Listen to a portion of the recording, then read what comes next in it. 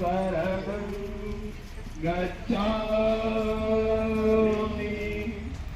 धम्मं शरणं गच्छामि संघं शरणं गच्छामि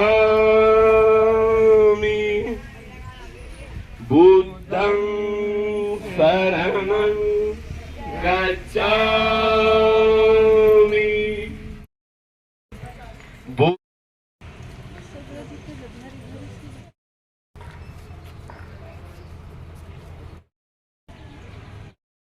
या स्तूपाचे चैत्याचे आपण या ठिकाणी वंदना करत आहोत। सर्वांनी या अष्टधातूला प्रथमतः पंचांग प्रणाम करायचा आहे। अरहं सम्मा सम्बुद्धो भगवा बुद्धं भगवन्तं अभिवादेमि बुद्धं नमामि। स्वकातो भगवता धम्मो धम्मं नमस्सामि धम्मं नमामि। सुपटिपन्नो भगवतो सावक संघो संघं नमामि। नमो तस्स भगवतो अरहतो सम्मा सम्बुद्धस्स। नमो तस्स भगवतो अरहतो सम्मा सम्बुद्धस्स। नमो तस्स भगवतो अरहतो सम्मा सम्बुद्धस्स।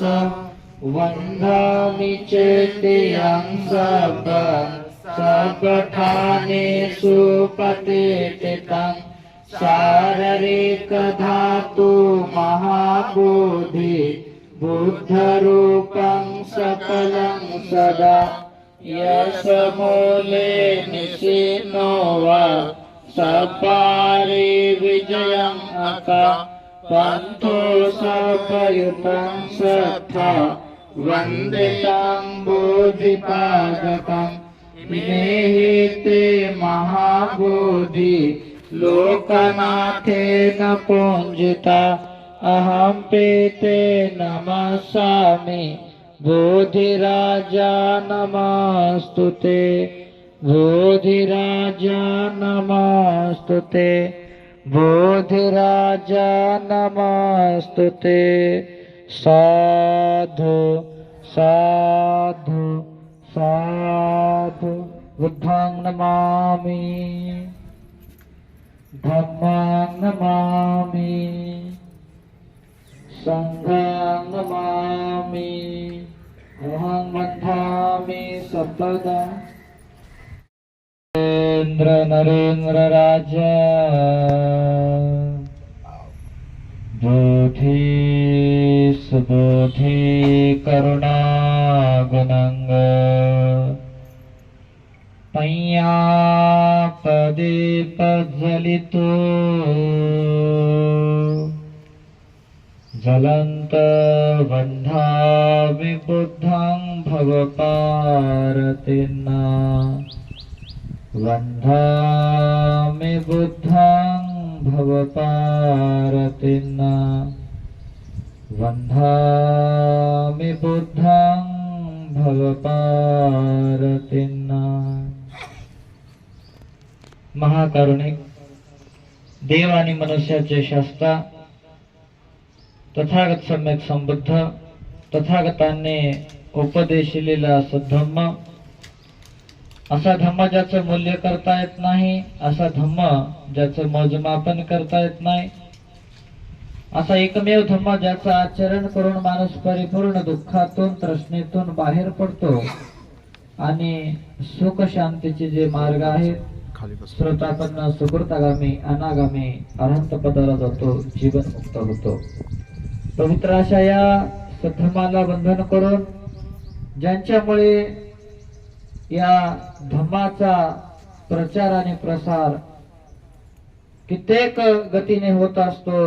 ज्यांनी या धम्माचं आचरण करून स्वतः परिपूर्ण दुःखातून मुक्त झाले आहेत आणि गावागावामध्ये जाऊन, खेड्यापाड्यामध्ये जाऊन, नगरामध्ये जाऊन, गल्ली बोळामध्ये जाऊन, घराघरामध्ये जाऊन प्रत्येक माणसाला हा धम्माचा उपदेश अगदी सरळ, साध्या आणि सोप्या पद्धतीनं समजावून सांगण्याचं जे काम करतात, पवित्र असा तथागताचा आर्य श्रावक संघ महान अशा या 3 रत्नांना बंधन करून, ज्यांच्यामुळे हे 3 रत्न लाभले, ज्यांच्यामुळे आपल्या सर्वांना हे बघा हितासुखाचे दिवस आले. एखादं गाव असेल आणि त्या गावाच्या बाजूला एखादा बारव असेल, एखादी विहीर असेल आणि या संपूर्ण गावातल्या ह्या ज्या नाल्या आहेत, घाणीच्या नाल्या, ह्या सगळ्या नाल्या त्या बारवामध्ये सोडलेल्या असाव्या. सगळी गावाची घाण ह्या सगळ्या नाल्या त्या विहिरीमध्ये, त्या बारवामध्ये गावाच्या बाजूला असलेल्या जात असाव्या. आणि अशा या दुर्गंधीमध्ये की ज्या बारवाचा संपूर्ण गावामध्ये वास पसरलेला आहे, गंध पसरलेला आहे, आणि अशा दुर्गंधीमध्ये, अशा या बेंदाडामध्ये, अशा या नालीमध्ये एखादा व्यक्ती पाय घसरून पडावा आणि त्या व्यक्तीला प्रेमाचा हात देऊन, करुणेचा हात देऊन, मैत्रीचा हात देऊन ज्या महापुरुषाने बाहेर काढण्याचं काम केलं, ज्यांनी तथागताच्या 10 पारमिता पूर्ण करून बोधिसत्वाचा साक्षात्कार करून घेतला, ज्यांनी संविधान लिहून या भारत देशाला दान केले, असे ते भारतीय राज्यघटनेचे शिल्पकार महान मानव डॉक्टर बाबासाहेब आंबेडकर यांच्या समग्र धम्मक्रांतीमध्ये मी शेवटच्या श्वासापर्यंत समर्पित राहतो. श्रद्धेय उपासक आणि उपासिकांनो, मोठ्या एकाग्र चित्ताने आपण या धम्म सहलीमध्ये उपस्थित झाला आहात आणि ज्या ज्या महत्वाच्या गोष्टी आपण आपल्या जीवनामध्ये पाहिल्या पाहिजे, तिथला इतिहास जाणून घेतला पाहिजे, हे आपण जाणून घेण्याचा, इतिहास जाणून घेण्याचा आपण काम करण्याचा प्रयत्न करत आहोत. कालच आपण बघा इकडे बुद्धवनमला गेलो होतो आणि त्या ठिकाणी त्यांनी सांगितलं, तिथल्या गुरुजींनी सांगितलं, इथं भरपूर बोधिसत्वांना, हे भरपूर प्राण्यांना इथे बोधिसत्व पद प्राप्त झालेलं आहे. हे जे बोधिसत्व आहे, ही जी उपाधी आहे, की अशी उपाधी एखाद्या पुरस्काराप्रमाणे नसती. आता बाबासाहेबांना सुद्धा आपण बोधिसत्व म्हणतो, म्हणजे एखाद्या व्यक्तीनं असं नाही, एखाद्या व्यक्तीनं त्यांना बोधिसत्व नावाचा पुरस्कार दिलेला आहे. ही निसर्गातून प्राप्त होणारी उपाधी असते बघा, आणि ही उपाधी प्राप्त होण्याकरता आपल्याला आपल्या जीवनामध्ये पारमिता पूर्ण कराव्या लागतात, आणि जेव्हा आपण पारमिता पूर्ण करू तेव्हा ही उपाधी प्राप्त होते. वर जात आहे का? चालेल, वर असं आहे गुरुजी.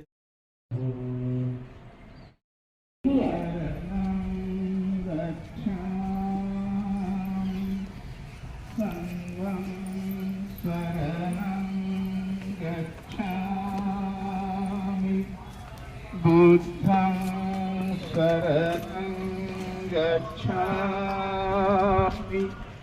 धम्मं शरणं गच्छामि, बुद्धं शरणं गच्छामि.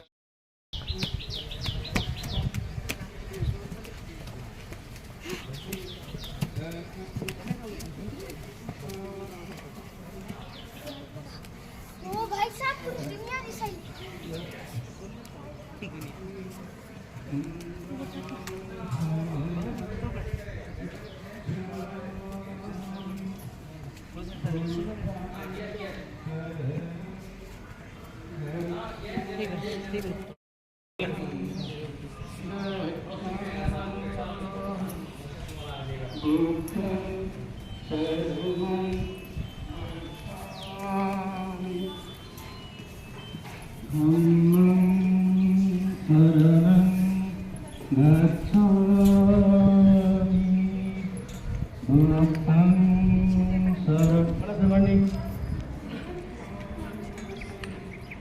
धम्मं पाय करू चला. संघं शरणं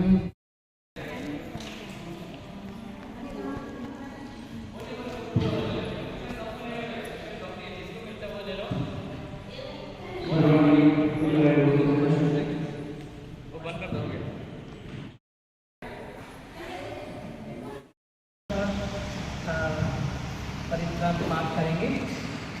हमने सुना आप लोग भ्रमण कर रहे हैं, इधर उधर घूम रहे हैं विदेश जगहों पर. तो आपकी यात्रा के लिए भी हम लोग थोड़ा सा परिक्रमा पाठ करेंगे. बच्चे जी आप लोगों को थोड़ा हार्दिक स्वागत है. महाबोधि बुद्धिविहार छोटा सा परिक्रमा पाठ करेंगे. सभी बच्चे लोगों का उपासक उपासिकाओं का अच्छा रहता है.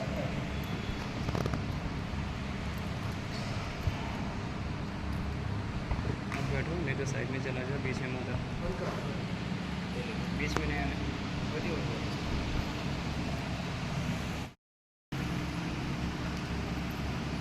साक्षात् भगवता धम्मो धम्मं नमस्सामि. सुपतिपन्नो भगवतो सावकसंघो संघं नमामि. नमो तस्स भगवतो अरहतो सम्मा सम्बुद्धस्स. नमो तस्स भगवतो अरहतो सम्मा सम्बुद्धस्स. नमो तस्स भगवतो अरहतो सम्मा सम्बुद्धस्स. इति विशो भगवा अरहं सम्मा सम्बुद्धो विद्याचरण संपन्नो सुगतो लोकविदु. अनोत्तरो पुरुष धम्मसारथि सत्ता देवमनुसानं बुद्धो भगवाति. नमो तस्स सम्मा सम्बुद्धस्स. स्वाक्षातो भगवता धम्मो सन्दिष्ठिको अकालिको येहि पश्चिको बनयिको पच्छतं वेदितव्यो विज्ञोति. नमो तस्स नियानिकस्स धम्मस्स. सुपतिपन्नो भगवतो सावकसंघो उजुपतिपन्नो भगवतो सावकसंघो. न्यायपतिपन्नो भगवतो सावकसंघो. साम्येचिपतिपन्नो भगवतो सावकसंघो. यदिदं चत्तारि पुरुषयुगानि आठपुरुषपुद्गला एष भगवतो सावकसंघो. आहुनेयो बाहुनेयो दक्षिणेयो अञ्जलिकरणीयो अनुत्तरं पुण्यक्षेत्रं लोकस्याति. नमो तस्स आचार्यपुद्गला महासंघस्स. समन्ता चक्रवालेषु अत्रा गच्छन्तु देवता. सद्ब्रह्मं मुनिराजस्य शृण्वन्तु सर्गमोक्षदं. धम्मश्रवणकालो अयं भदन्ता. धम्मश्रवणकालो अयं भदन्ता. परितश्रवणकालो अयं भदन्ता. नमो तस्स भगवतो अरहतो सम्मा सम्बुद्धस्स. उदितयं चक्षुमायिकराजा हरिस्सवन्नो पथवे पवासो. तं तं नमस्सामि हरिस्सवन्नं पथवे पवासं. तयज्जगुता विहरे मुदिवसं ये ब्रह्मणा वेदगो सप्तदं मे ते मे नमो ते च मङ्गलयन्तो नमस्तु बुद्धानं नमस्तु बोधिया नमो विमुक्तानं नमो विमुक्तिया इमं सोपरितं कृत्वा मोरो चरति सना अपेतयं चक्षुमा एकराजा हरिस्सवन्नो पथविप्रवासो तं तं नमस्सामि हरिस्सवन्नं पथविप्रवासं तयज्जगुता विहरिमुरतिं ये ब्रह्मणा वेदगो सप्तदं मे ते मे नमो ते च मङ्गलयन्तो नमस्तु बुद्धानं नमस्तु बोधिया नमो विमुक्तानं नमो विमुक्तिया इमं सुपरितं कृत्वा मोरो वासमकल्पयति एतेन सच्चवज्जेन सुथितेवतु सर्वदा एतेन सच्चवज्जेन होतु ते जयमङ्गलम् एतेन सच्चवज्जेन आतु ते रतनत्रयम् साधु साधु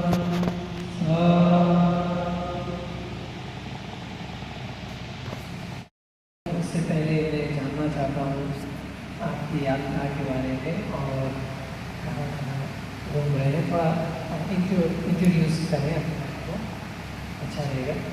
और कितना हाँ मेरी भगवान बुद्ध की बातें होती हुई हैं। और ये जो महाबोधि बुद्ध विहारा ये मंच है महाबोधि सोसाइटी ऑफ बेंगलुरु कर्नाटक प्रदेश में पड़ती है।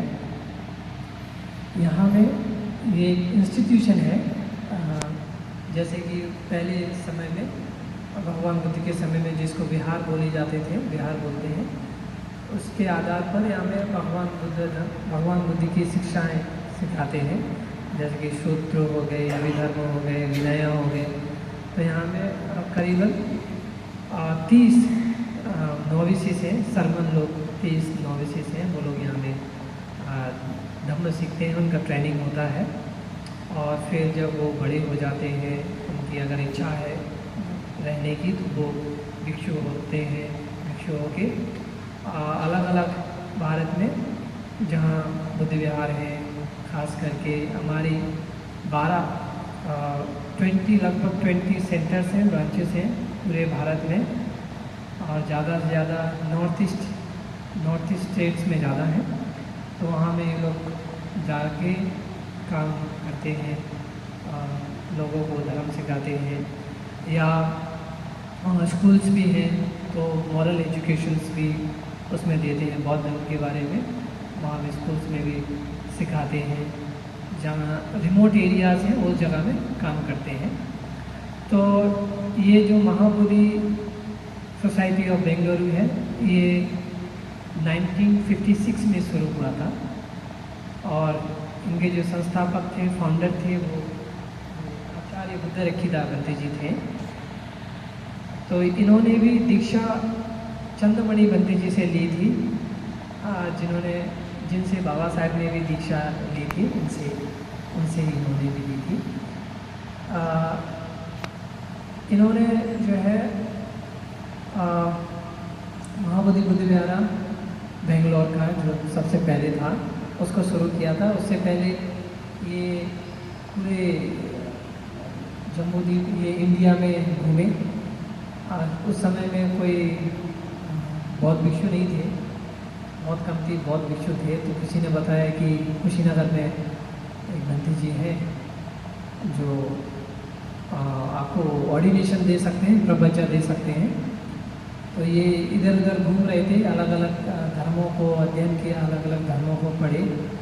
फिर उसके बाद इन्होंने, जब कोई किसी व्यक्ति ने कहा कि कुशीनगर में आपको मिलेंगे बंटी जी, तो उन्होंने जो है रेलवे ट्रक पकड़ के कुशीनगर गए थे। तो वहाँ में ये ऐसे ही अपने से साधु होकर रहने लगे। वो चंद्रमणि बंटी जी हैं, उन्होंने उनको दीक्षा नहीं दी थी, क्योंकि वो अपनी निगरानी में रख रहे थे कि ये व्यक्ति सही है या नहीं है। उस दौरान थोड़ा माहौल भी सही नहीं था, तो इसलिए उनके ऊपर नज़र रख रहे थे। तो बाद में उनको लगा कि मेडिटेशन करते हैं और अष्टसिद्धों का पालन करते हैं। फिर उसके बाद उन्होंने बंटी जी को दीक्षा दी। दीक्षा देने के बाद गुरु जी ने, चंद्रमणि बंटी जी ने उनको जो है लुम्बिनी में धम्म यात्रा के लिए भेज दिया था। फिर वहाँ से जब वो आए वापस, तो उनकी मुलाकात हुई परम पूज्य जगदीश कश्यप बंटी जी से, जो कि नवन नालंदा के संस्थापक थे, उन्होंने फाउंडर थे वो। तो उन्होंने सलाह दी श्रीलंका जाने की, श्रीलंका में आप जाएँ, वहाँ बौद्ध धर्म का अध्ययन करें। तो उनके कहने पर, उनकी सहायता से बंटी जी श्रीलंका में गए, वहाँ जाके अध्ययन किया। फिर उसके बाद श्रीलंका में अध्ययन करने के बाद वो बर्मा गए मेडिटेशन सीखने के लिए, और छठा संगायना जो बुद्धिस्ट काउंसिल हुआ था वहाँ में थे। वहाँ में उनकी मुलाकात बाबा साहब से भी हुई थी, उनकी भेंट हुई थी उनसे। उसी समय छठा संगायना में बाबा साहब भी गए थे। फिर उसके बाद जब वो भारत में लौटे, तो वापस जगदीश कश्यप बंटी जी के निमंत्रण उन्होंने आमंत्रित किया था, तो वहाँ पे पहुँचे। वहाँ पे बंटी जी ने, पाली प्रोफेसर थे तो पाली सिखाते थे, पाली और अभिधर्म सिखाते थे। फिर वहाँ से छोड़ने के बाद उन्होंने सोचा कि शासन के लिए, अगर बौद्ध धर्म के लिए कुछ काम करना है तो यूनिवर्सिटी में रह के काम नहीं कर सकते हैं। फिर उन्होंने उस जगह को छोड़ के बोधि वृक्ष के नीचे आए, बोध गए, वहाँ ध्यान किया, 1 महीना ध्यान किया। फिर 1 लाख कुछ दीप जलाए। दीप जलाने के बाद उन्होंने ऐसा मन में रखा कि भविष्य में वो क्या करेंगे, उनको क्लियर हो जाए शासन के लिए क्या काम कर सकते हैं, शासन यानी कि बौद्ध धर्म के लिए क्या काम कर सकते हैं। तो उसी समय पे उनकी मुलाकात मोना सिंघे से हुई, नींग्स ऑफ अनागारिका धर्मपाला, अनागारिका धर्मपाला जिन्होंने महाबोधि टेम्पल को बचाया, सारनाथ, ये सब अलग अलग बुद्धिस्ट जो स्थान हैं उनको प्रिजर्व करने के लिए मदद किया। तो उनकी जो नीज थे उनसे मुलाकात हुई, और गुरुजी और उनकी नीज पहले से ही जान परिचय थी श्रीलंका से ही। तो उन्होंने ये बेंगलोर का जो ज़मीन था वो मैसूर के जो महाराजा थे उन्होंने महाबोधि सोसाइटी ऑफ इंडिया को दिया था। Mahabodhi society of India Sri Lanka का उनको दिया था, लेकिन महाबोधि सोसाइटी ऑफ इंडिया के वहाँ में कोई सेंटर नहीं खोला था। तो उन्होंने मोना सिंघे ने कहा कि आप ये ज़मीन लेके कुछ काम कीजिए। तब गुरु जी ने कहा कि हम ज़रूर काम करेंगे, लेकिन वो जगह हमको इंडिविजुअल होना है, हम किसी के अंदर बैठ के काम नहीं करेंगे। तो ऐसा उन्होंने सीधा सीधा बात कही, और उसके बाद मोना सिंघे ने उनको उस जगह को ऑफर किया। फिर वहाँ वो जो महाबोधि बुद्ध विहारा है बेंगलोर में, वो शुरू हुआ था 1956 में शुरू हुआ था। शायद उसी समय में बहुत सी घटनाएं हुई थी। गोयंका जी भी उसी दौरान आए थे, बाबा साहेब ने भी उसी दौरान दीक्षा को ग्रहण किया। तो ये काफ़ी बड़ी बड़ी घटनाएं उस समय में हुई थी। तो ये एक उसमें से एक ब्रांच है, महाबोधि सोसाइटी ऑफ बेंगलुरु का एक छोटा सा ब्रांच है, जहाँ में यहाँ में एवरी संडे प्रोग्राम्स रहते हैं, मेडिटेशन प्रोग्राम रहते हैं और धम्मा देशना प्रोग्राम रहते हैं। यहाँ के लोकल लोग आते हैं, मेडिटेशन करते हैं, धम्मा सुनते हैं। अगर उनको कोई सवाल है तो यहाँ आके वो लोग पूछताछ करते हैं। तो अभी लोग भी बिहार में काफ़ी आना जाना करते हैं। और उसके साथ ही साथ यहाँ में एक इंस्टीट्यूट है जहाँ बंदे लोगों को ट्रेन किया जाता है। धम्मा विनय में उनको भगवान बुद्ध की शिक्षाओं को सिखाया जाता है। फिर उसके बाद वो कहीं में भी अपने जाके प्रसाद विचार कर सकते हैं। तो यहाँ में हमारे बंदी लोगों में अलग अलग स्टेट से हैं, ज़्यादा नॉर्थ ईस्ट से हैं, अरुणाचल प्रदेश, आसाम, कुछ यूपी से हैं, कुछ बिहार से हैं और कुछ केरला से हैं, कुछ कर्नाटक से हैं, कुछ मिजोरम से हैं। तो इतने स्टेट के हैं हमारे पास। एक हमारे पास महाराष्ट्र के बंदे जी भी थे, तो वो अभी महाराष्ट्र में काम करेंगे ऐसा कहते हुए वो चले गए थे। फिर वो काम वाम कर रहे हैं और अभी वो जो है वर्तमान में एक अरुणाचल प्रदेश में एक फॉरेस्ट मॉनेस्ट्री है, उसका निर्माण हो रहा है, फॉरेस्ट मॉनेस्ट्री का, फॉरेस्ट विहारा का। तो वो महाराष्ट्र के बंदे जी वहाँ में अभी वर्षावास बिता रहे हैं। जैसे कि बंदे लोग वर्षावास में इधर उधर जाना भगवान बुद्ध ने अलाउड नहीं किया है, तो इसलिए वो बंदे वहाँ में वर्षावास लेके हैं। फिर बाद में वो फिर महाराष्ट्र में एक गांव से दूसरे गांव ऐसे जाते हैं, भ्रमण करते हैं, लोगों को धर्म सिखाते हैं, लोगों के साथ उठते बैठते हैं, चर्चा करते हैं। तो ये हमारी संक्षेप में हमारी एक्टिविटीज़ हैं, माहौदी एक्टिविटीज़ हैं, जो कि मोनेस्टिक है। हम दो तरीके से काम करते हैं माहौदी सोसाइटी ऑफ बेंगलुरु। एक है साधना, दूसरा है सेवा। साधना यानी कि बनते लोगों को ट्रेन करना, बनते लोगों को पढ़ाना। अगर बनते लोग बौद्ध धर्म को अच्छे से जानते हैं तो उपासक उपासिका को अच्छे से सिखा सकते हैं, लोगों को अच्छे से सिखा सकते हैं। अगर उनको अच्छा प्रशिक्षण नहीं है, ट्रेनिंग नहीं है, तो वो उनको थोड़ा तकलीफ होगा सिखाने के लिए। तो यहाँ में साधना का एक प्रोग्राम है जो कि भक्ति लोगों को ट्रेनिंग किया जाता है। भगवान बुद्ध की 3 प्रकार की जो बौद्ध धर्म में शिक्षाएं हैं, शुद्ध, विनय, अभिधम्म, तो ये तीनों इनका अध्ययन होता है, पढ़ाई होता है। उसके बाद जो है ये लोग जो जवान साधु लोग हैं वो सेकुलर एजुकेशन भी करते हैं, बाहर में सेकुलर एजुकेशन भी करते हैं। फिर एक प्रोग्राम है जिसको बोलते हैं सेवा। सेवा में हम लोग जो थोड़े आर्थिक रूप से सामर्थ्य नहीं है पढ़ाने के लिए बच्चों को, तो उनको जो है थोड़ा मदद करते हैं पढ़ने के लिए। तो ऐसे लोग भी हैं, खास करके वो नॉर्थ ईस्ट स्टेट्स में हैं, तो वहाँ में ये साधना का प्रोग्राम भी चलता है, उनको पढ़ाया जाता है। और फिर एक और है साधना के अंदर आ जाता है old age homes. Old age homes है, एक ओल्ड एज होम है अभी, वो अरुणाचल प्रदेश में तवांग, एक बहुत पहाड़ी जगह पे ओल्ड एज होम है। तो वहाँ में करीबन 10-15 लोग वृद्ध लोग रहते हैं, और माताएँ और दादाजी। तो वहाँ में उनकी देख रेख होता है, खाना पीना सब उनको नॉर्मल फ्री है, अपने आराम से खाना पीना खाते हैं, आराम से रहते हैं। और वो ट्रेडिशन अलग है वहाँ ट्रेडिशन उस तरह में महायान ट्रेडिशन है, तो वो लोग महायान ट्रेडिशन को फॉलो करते हैं। उनके ऊपर कोई दबाव नहीं है, वो अपना ट्रेडिशन को चाहे तो फॉलो कर सकते हैं, लेकिन वो जब तक ओल्ड एज में है उनको देख रेख होता है, और नर्स भी है, दवा उनके लिए भी देख रेख होता है, मेडिसिन खाना पीना सब कुछ। तो ये हमारे 2 प्रोग्राम हैं जो बहुत जो चलते हैं। एक है साधना, दूसरा है सेवा। तो ये 2 प्रोग्राम को महाबोधि बेंगलुरु कंडक्ट करती है, इनके माध्यम से लोगों तक पहुँचते हैं, लोगों की सेवा करते हैं। किसी को शारीरिक सेवा चाहिए तो किसी को मानसिक सेवा चाहिए।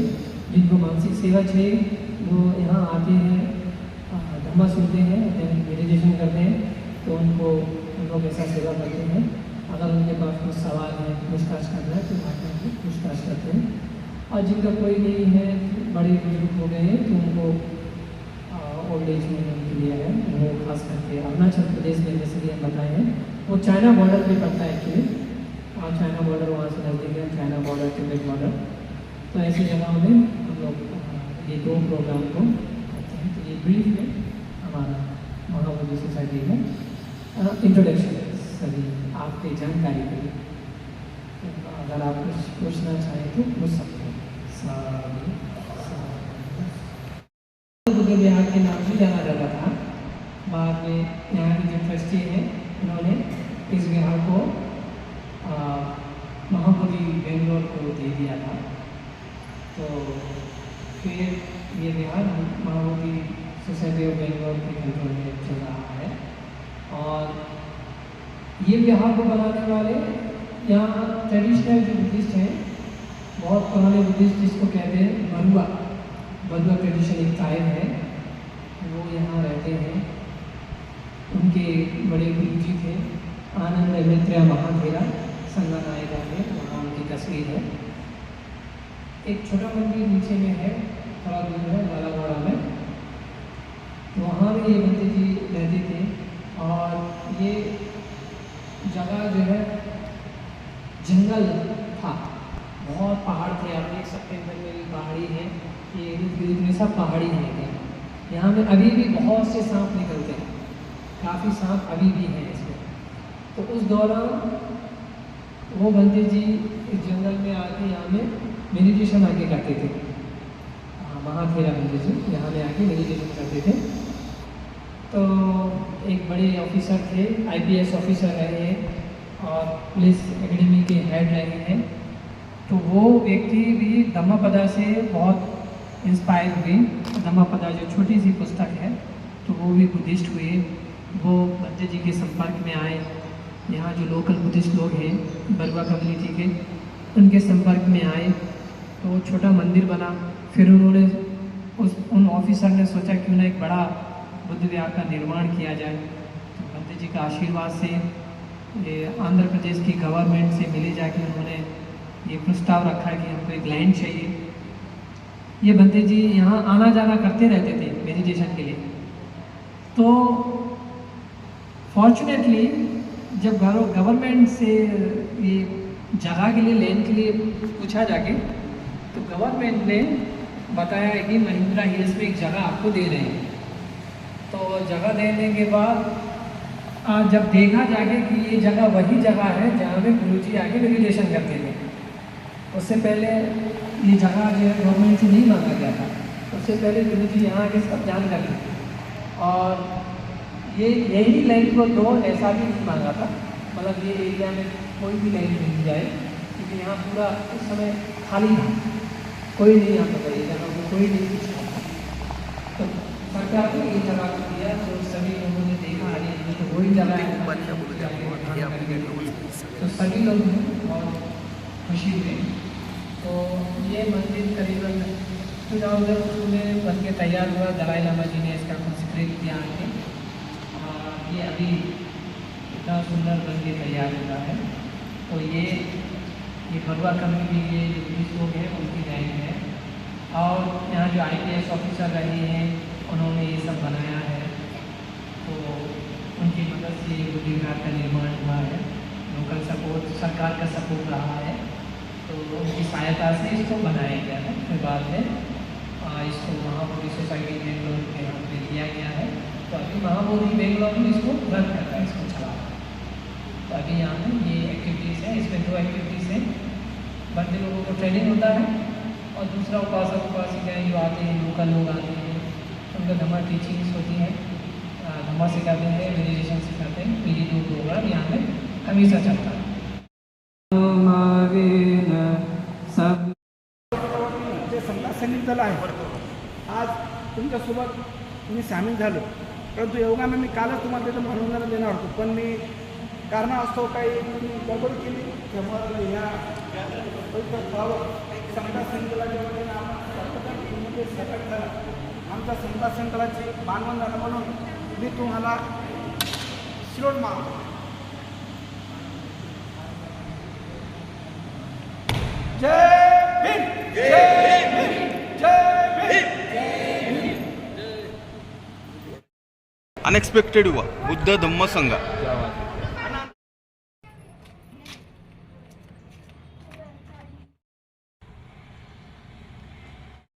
ज्यांचं पाहणं झालं त्यांनी यावर खाली, ज्यांची खरेदी झाली, ज्यांचं पाहणं झालं,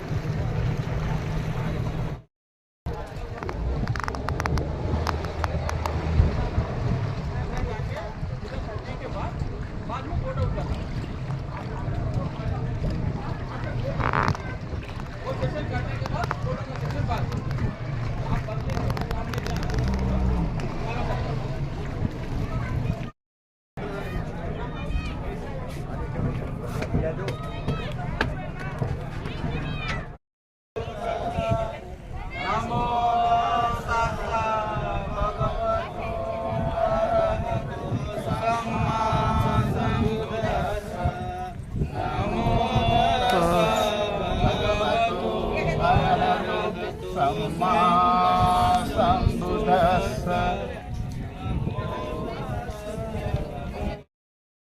नमो अम्निको एकमाय बुद्ध पूजाय कथाय शुद्ध चेतसा चिरंडितंतु सद्धम्मो लोको भवन्तु सुखी सदा इमाय धम्म पूजाय कथाय शुद्ध चेतसा चिरंडितंतु सद्धम्मो लोको भवन्तु सुखी सदा इमाय धम्म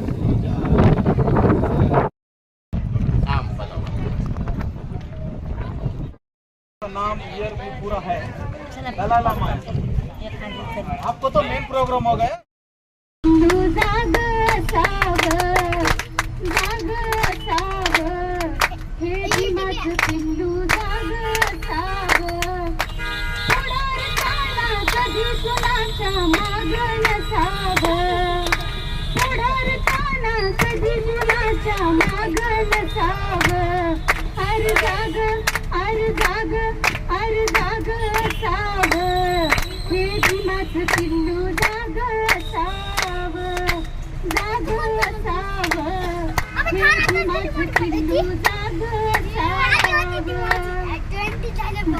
साऱ्या भूमीची कातुलन कळावी ही क्रांती भीमाची कातुलन कळावी क्रांतीसाठी कंबर कसून काय लेकर रे जमायला काय उठून जातात ते गाणं म्हणाले तुम्ही क्रांतीसाठी कंबर कसून आता उठावं अर जाग ज्यांनी नाहीत लेकर ओळखूनच नाही चांगली भीमाचं पिल्लू जाग असावं अर जाग असावं हे भीमाचं पिल्लू जाग असावं त्या वामन समान का माघारी सरावं त्या वामन समान का माघारी सरावं त्या वाघाच्या पिल्ल्यानं का उपाशी मरावं त्या वाघाच्या पिल्ल्यानं का उपाशी मरावं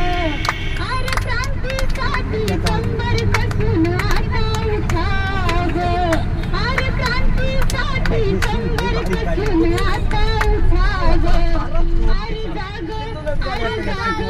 अर जाग असावं हे भीमाचं पिल्लू जाग असावं अर जाग असावं हे भीमाचं पिल्लू जाग असावं अर जाग असावं हे भीमाचं पिल्लू जाग असावं जय भीम जय भीम।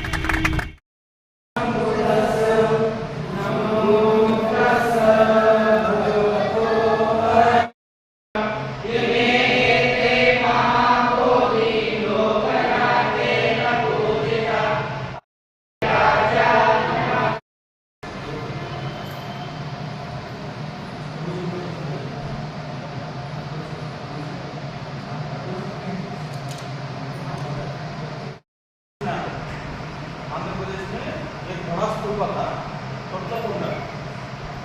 ये तोटलाकोंडा भालूकोंडा एक ही जगह में है। इसमें से ये धातु मिला था पहला ऐसा था। आप इधर जाने के बाद देख सकते हैं इसमें से निकल के गवर्नमेंट क्या किया उसको थोड़ा प्रोटेक्ट करके पूरा जगह में रख दिया। ये ग्लास है बुलेट प्रूफ ग्लास है। ये आंध्र प्रदेश में आता बाविकोंडा स्तूपा से निकला हुआ ये धातु।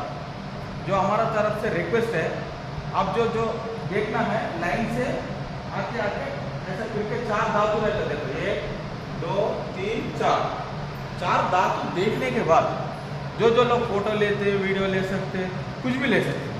पहले तो दर्शन होना। अब मन में जो करते ना वैसा दर्शन करने के बाद 4 लोग 5 लोग फोटो निकालो वीडियो निकालो। हमारा बहुत टाइम भी है उसके बाद वो भगवान बुद्ध का स्टैचूस है बाहर वो भी देख सकते।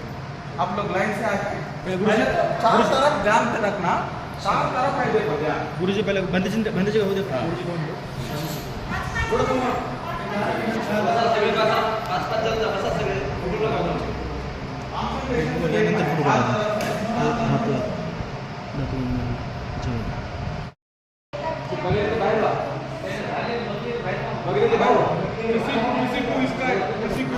स्टिल चाहिए, अगर निकला नहीं निकला बोले तो आप गूगल भी कर सकते हैं।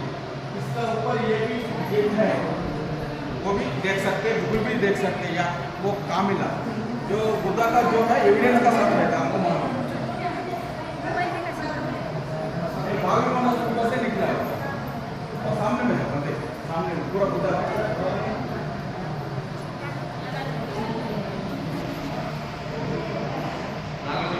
वापस आके फोटो ले सकते हैं। सामने का बुद्धा है, फोटो भी ले लेंगे।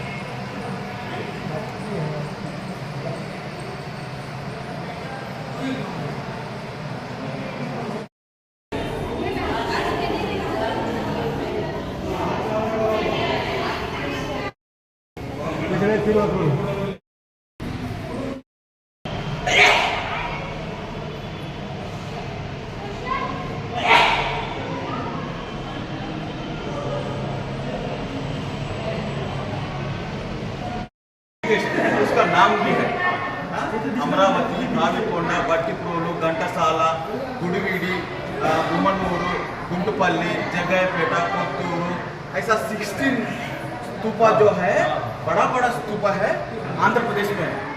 आप जो है अभी तेलंगाना में है, आप लोग जो बुद्धवनम भी तेलंगाना है, आप जो आंध्र प्रदेश नहीं गए। फिर हम बोल रहा था ये भी आंध्र प्रदेश में निकला है। अभी 2014 का पीछे आंध्र प्रदेश तेलंगाना एक ही था। 2014 जून 2 में बंटवारा होगा, तेलंगाना आंध्र प्रदेश अलग हो गए ना। अभी ज़्यादा से ज़्यादा आंध्र प्रदेश में स्तूपा है। जो आंध्र प्रदेश का हिस्ट्री है, 16 स्तूपा आंध्र प्रदेश में है। नागार्जुना कोंडा का आंध्र प्रदेश में आता, अभी भी आंध्र प्रदेश में है। नागार्जुना कोंडा को देख के बुद्धवनम मॉडल बना, जो आप अगर मौका मिलेगा बाद में। पहला तो आचार्य नागार्जुना था ना, 2500 से वो नागार्जुना कोंडा में क्या क्या निकला, वो डैम का नीचे से क्या क्या निकला है, नागार्जुना कोंडा का हिस्ट्री है। बुद्धवनम तो ये 10 साल का 15 साल का बात है। बुद्धवनम जो है ना 10-15 साल का बात है। तो नागार्जुना कोंडा है ना 2000 ईयर्स एगो आचार्य नागार्जुना यूनिवर्सिटी था ना, वो कोंडा को आप मौका मिले तो जरूर नेक्स्ट टाइम विजिट करना है नागार्जुना कोंडा। आपण जे काल आपण इकडे आपण काल असं ठरवलं होतं की बा काही पैसे भरून आपण ते पाहिलं पाहिजे, पण ते एवढ्या जवळ नाही। आपण पुन्हा कधी वेळ भेटली तर मी जे नागार्जुना कोंडा आहे हे सगळ्यात जुनं आहे की हे आपण काल गेलो, हे काल परवाची गोष्ट। एखाद्या मातीमध्ये मिक्स करायचा आणि त्या मातीने ते पूर्ण असं म्हणजे कलर तयार करून ते वेगवेगळे रंग व्हायचे, हिरवं कुंच, पिवळं कुंच। तर त्याचा आजपर्यंत म्हणजे आता त्याचं रिसर्च झालं आहे असा अंदाज आहे। छोटी म्हणाली ती तिथे लिहून ठेवलेलं आहे, पण मी जेव्हा 30 वर्षापूर्वी अजंठालेणीमध्ये गेलो होतो त्यावेळेस त्या सुविधा किंवा तिथे काही गोष्टी नव्हत्या। तर हे पूर्ण आता हे पाहिलं म्हणजे तुम्ही वेरूळ अजिंठा पाहिले हे लक्षात ठेवा। ज्यांनी वेरूळ अजिंठ्याला गेले नाहीत ते असं समजा की आम्ही आज वेरूळ अजिंठा पाहायला आणि ते असं म्हणलं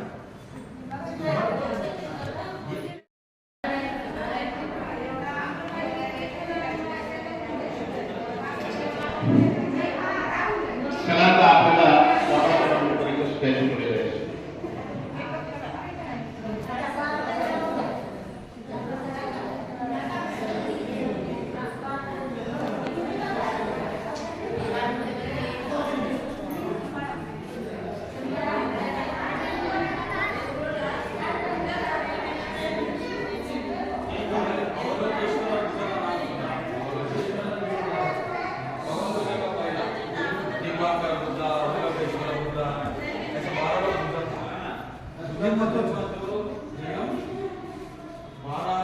बाद में अवलोकेशन बोल के अजंता की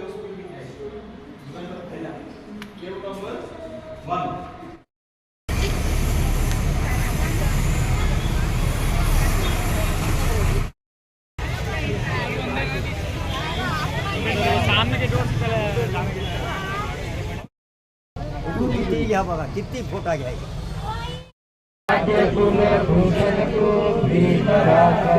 सकल विद्यापती ज्ञान सते संगती शास्त्र शासनमती बुद्धि तेज पंकजा नरवरा रत्न सुगुण उजारा भगवंता मुसाखरा भक्त काज सदार संघरे शस्त्रधरी ताकरी कापला रे उरे रोग रोका मुक्ती पथ पूर्णता जन सुकृती जाळिता उदाहरणा गतिका मार्ग साधा राष्ट्र घटना कृती शोभते महारती महामानव बोलती सार्थ साधना शरण बुद्धासमी शरण धम्मासमी शरण संघासमी भीम राजा भीम राजा भीम राजा.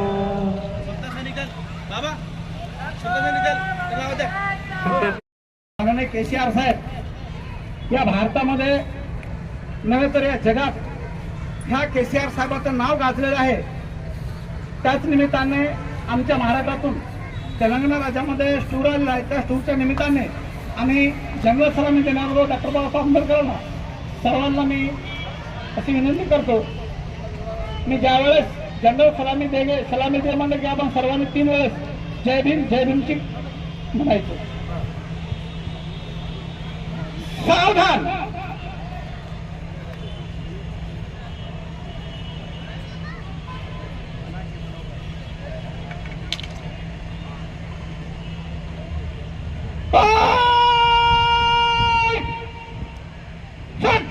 सलामी देगा सलामी दो. जय भीम जय भीम जय भीम जय भीम.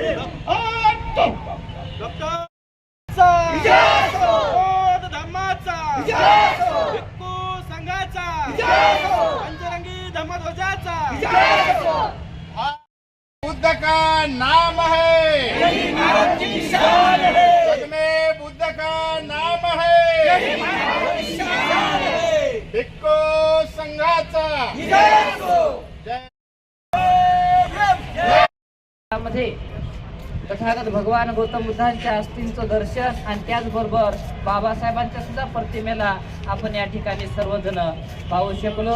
आपण सर्वजण या टूरमध्ये आल्याबद्दल आपल्या सर्वांचं मी हार्दिक अभिनंदन करतो आणि सर्वांनाच ही टूर आवडली असेल अशी अपेक्षा व्यक्त करतो आणि या अल्पशा धम्मदेशीला विराम देतो. साधू साधू साधू.